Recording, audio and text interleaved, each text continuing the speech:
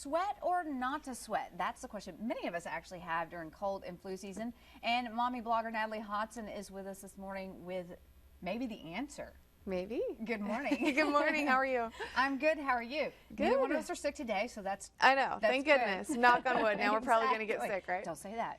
So one of the questions I get asked all the time is, should I work out while I'm sick? And especially this time of year, I mean, the average American gets sick with a respiratory virus 3 times a year. So when the weather starts to change, especially I know like when we have these weird swings, you know, when it gets a little bit cooler and then warmer, a lot of times I tend to get congested and whatnot.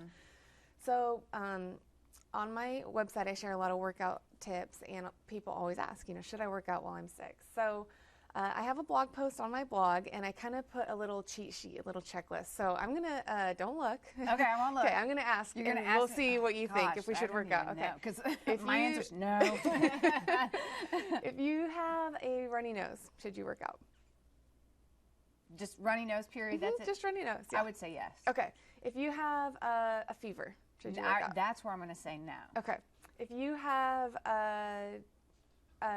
vomiting, should you work out? Who even wants to? I know. No. I know. Okay, good. You got all those right.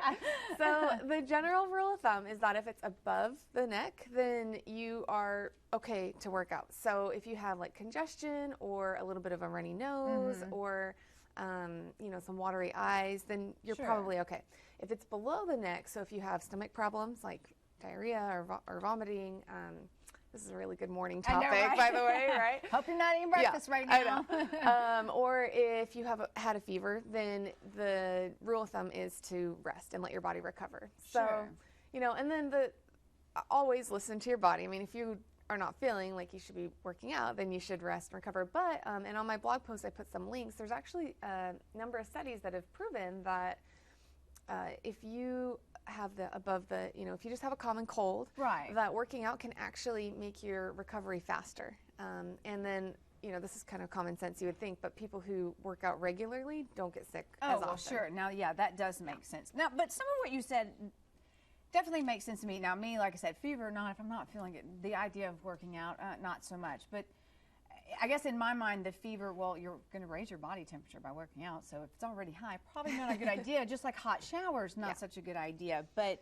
and then the other thing too is that you don't, I mean, I would never do like a really, really intense workout if you're not feeling up to par, if you're feeling sick. So, you know, maybe instead of doing a normal workout, maybe just go for a walk with your kids in the stroller in the evening, or you know, maybe just do a light workout at home instead of, you definitely don't want to go like to a gym if you're feeling sick. Right, and you want more that low impact kind of. Exactly. Well, and just common courtesy. You don't want to get people sick, you know. Yeah, you don't want to wipe your germs all over the gym equipment. Yeah, exactly. So, you know, if you are feeling sick and you decide to go to the gym, you know, there are some common courtesy hygiene things, you know, make sure that if you blow your nose, throw the tissue right away. Don't keep it next to your area until you're done with your set or whatever.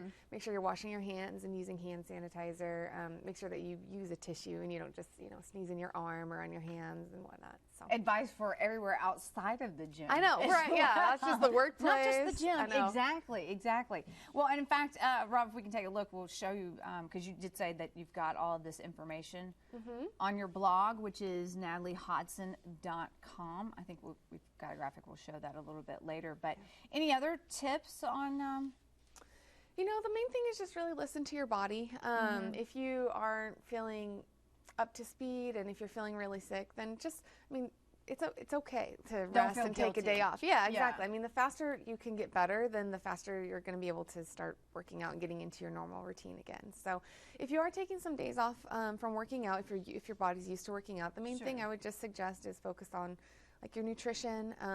Try not to eat a bunch of junk food, especially if you're not exercising as much as your body's used to, because that's where you can risk into weight. Because ultimately weight gain is about a calorie deficit. So if you're not exercising, then you're not burning those calories. And then if you're eating a lot worse too, then you're going to have a calorie surplus, and that's what causes weight gain. True, true. Makes sense, makes sense. Okay, well, we're running out of time now, but later I definitely want to find out a little bit more about why it helps to work out if you've got a cold.